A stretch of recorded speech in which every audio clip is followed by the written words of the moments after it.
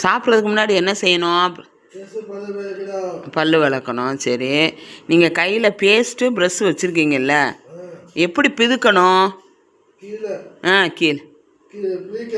கீழே இருந்து அமுக்கணும். லைட்டாக அமுக்கணும். எங்கே சொல்லுங்க? கீழே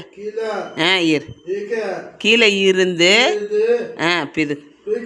வெரி குட். கீழே இருந்து என்ன செய்யணும்? லைட்டாக அமுக்கணும்னா என்ன வரும்?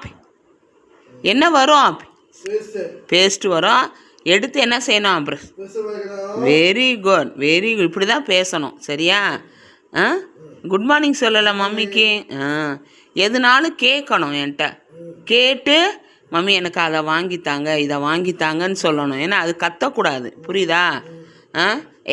அப்படின்ற அப்படி சொல்லக்கூடாது. மம்மியை பாருங்க, மம்மியை பார்த்து பேசுங்க. சரி, பேஸ்ட்டு எந்த கையில் வைக்கணும்? லெஃப்ட் ஹேண்டில் வைக்கணும். அந்த கையை மாற்றுங்க, இடது கைக்கு மாற்றுங்க பேஸ்ட்டை. Very good. இப்போ பேஸ்ட் எடுங்க, பேஸ்ட்டு எடுங்க டீச்சர்லாம். எடுத்துட்டு என்ன செய்யணும்? மூடியை